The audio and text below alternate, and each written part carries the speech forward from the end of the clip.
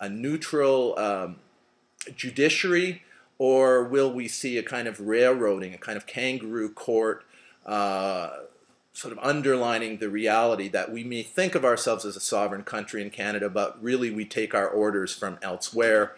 We were, after all, in Prime Minister Stephen Harper's home political turf, and many of the top cabinet ministers in the current minority government of Canada, the political base of the current government of Canada in Alberta. This was where these issues have been raised and we're being tested. And so is Calgary to have that reputation? Are we going to see a demonstration of the kind of colonized and colonial nature of Calgary in the U.S. empire? We're proposing that beside and emerging from the court process, that we have a people's process, juridical process aimed at articulating something we've been calling the Calgary principles.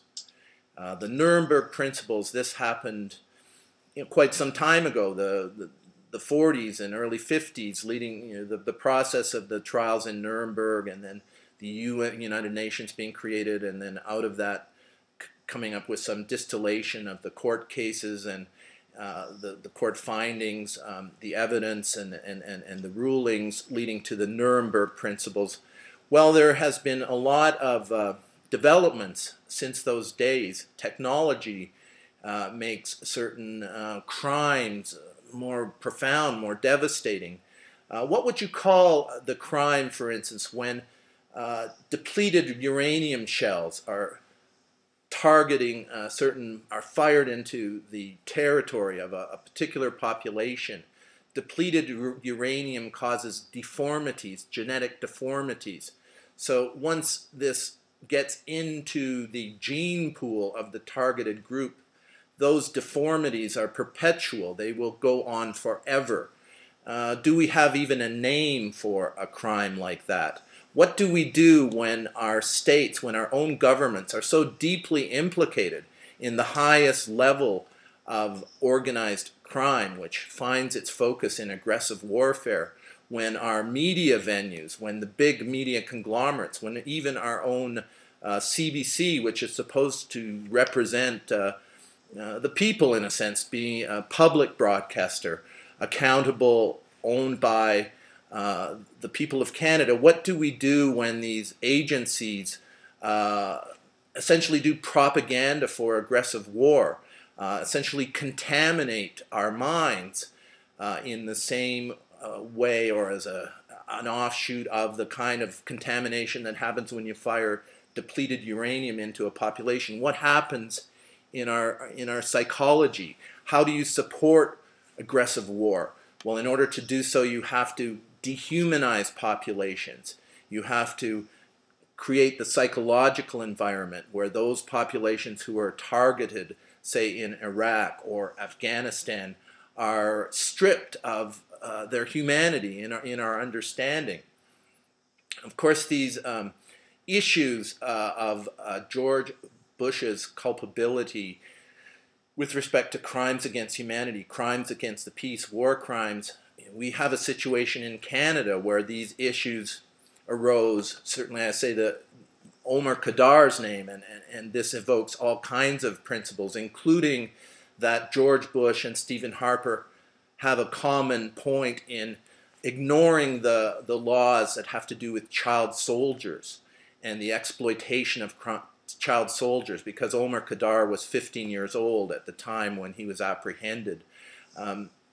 We have a situation where torture, the involvement of Canadian soldiers in torture in Afghanistan, was starting to seethe out and emerge in a parliamentary inquiry. What did we get? We got prorogation to put a lid on that. So this is a small example of what we're seeing on a global basis, where governments are so deeply implicated, and often these days the implication and involvement in international crime comes in the name of this global war on terror.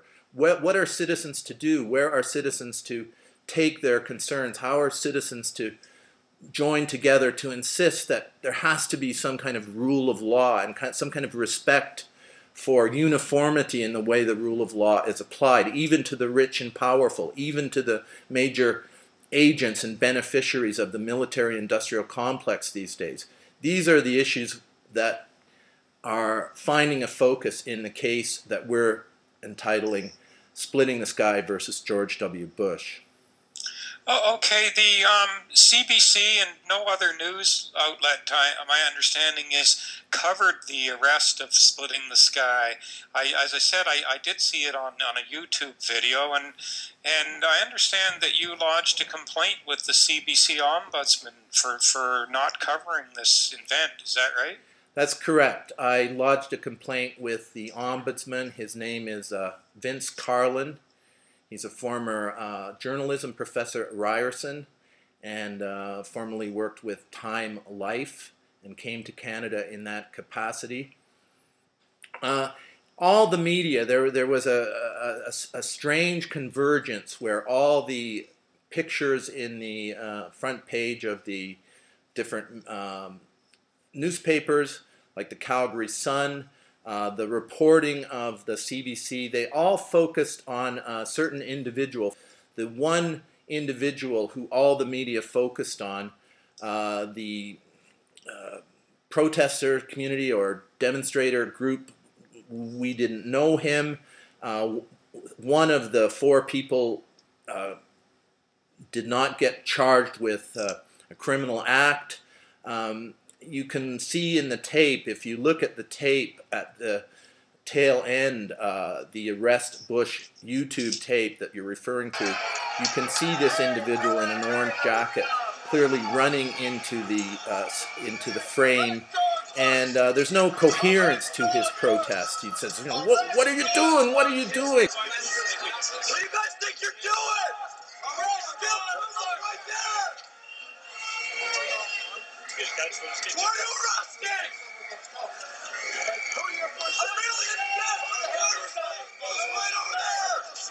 arresting? Somehow all the media focus on this one individual who has no particular message. What do you guys think you're doing?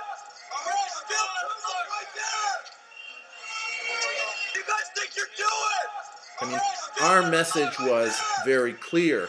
When Splitting the Sky was thrown down on the ground, flipped over like a pancake, stands up, regains his composure, gets his breath. He says very clearly, "Arrest George Bush, not me. Arrest George Bush, not me." And then the protesters or the demonstrators in the area join in the cry, and the statement is made in unison. Arrest George Bush. Do your job. Arrest George Bush! Arrest George Bush! That's George Bush! Arrest George Bush! Arrest George Bush. Do your job. So clearly, the deeper motivation here was to put pressure on Canadian authorities. You know, whether you like or dislike George Bush, that really wasn't a major thing. He's a former president. What our issue was is this is an issue of law. And so our real protest was directed against Canadian law enforcement officials. And the media just completely ignored that aspect of it, treated the demonstration as if it was simply to show dislike of George Bush. No, it was to show and put pressure on and demonstrate and dramatize the need for Canadian officials, the imperative for Canadian officials, law enforcement officials, to enforce the Canadian Crimes Against Humanity and War Crimes Act, to respect our role in the International Criminal Court,